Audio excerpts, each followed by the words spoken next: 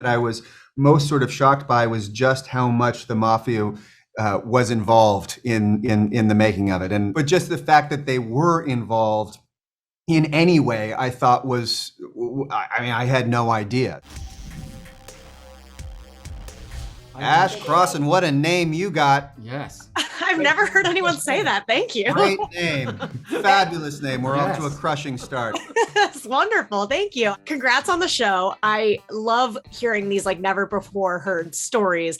What were you most surprised to learn was 100% true? Colin, I'll start with you since you love my name. I'll be honest. I mean, there are so many. It's kind of hard to pick. A million miracles go into making anything, and so it was a surprise to sort of hear just how many there were with The Godfather. I think if there was one that I was most sort of shocked by was just how much the mafia was involved in the making of it, and I won't get into the details of how, but just the fact that they were involved in any way, I thought was, I mean, I had no idea. So that in and of itself, I think is pretty astounding. But to be honest, there are so many, it is kind of hard to choose. Just how ticked off Sinatra was. And Right? he went so far out of his way to really try and pull the plug on the film via the use of Joe Colombo and obviously Mickey Cohen at the beginning of that. So. Yeah, that's just one of the many things. I like the juicy actor thing. So, for example, like Marlon Brando has a cat in the initial, scene in his house, and apparently he just picked it up from outside. Nobody knew it was going to happen. The sound guy was annoyed because the purring was so loud that you couldn't hear the dialogue. Little juicy things like that, and also.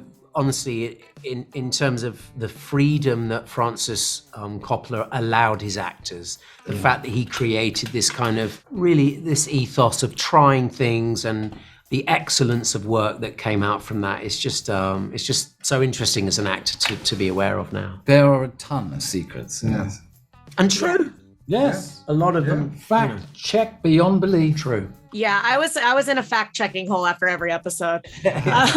So I want to hear from each of you. Besides the offer, when you think about your career, what was the offer you could not refuse? What's the offer that in your career you're like, I had to say yes to that? I'll tell you right now, as a father of three, this is the one, and as much as my wife does like me out of, so I'm not going to lie, she likes me out of the house some of the time. But I don't think she thought she was only going to see me 2 or 3 times within 7 months. So this one, this job, 100%, I couldn't say, and because if I'd been given the opportunity, I would probably have been a scaredy cat and turned it down because he's such a famous guy. If I couldn't have worked my way out of it. No, I'm glad you did. So I was very, very fortunate. Yeah. Very rarely have I ever been in a position to say no, and if I was, it was probably a horrible mistake afterwards. No, I don't know. I've been very fortunate in lately. I've been able to sort of dabble in a whole bunch of different parts of the sandbox, and have been able to explore a bunch of different things, and have sort of come across this great revelation that, if I am a little uncomfortable about the project, that probably means it's a good idea to do it. Yep. And that's a scary thing, to jump off the deep end of the pool like that. And so I'm always just kind of looking for that kind of edge now, that sort of thing that gets me a little bit nervous. And you're directing Tom Sizemore's next film. So I'm kind of just trying to do things that are different. So I don't know. I think to a degree, lately, all of them. I got to wrap up, Burn. I feel like I cut you off. What were you going to say? No, you didn't, honestly. Okay.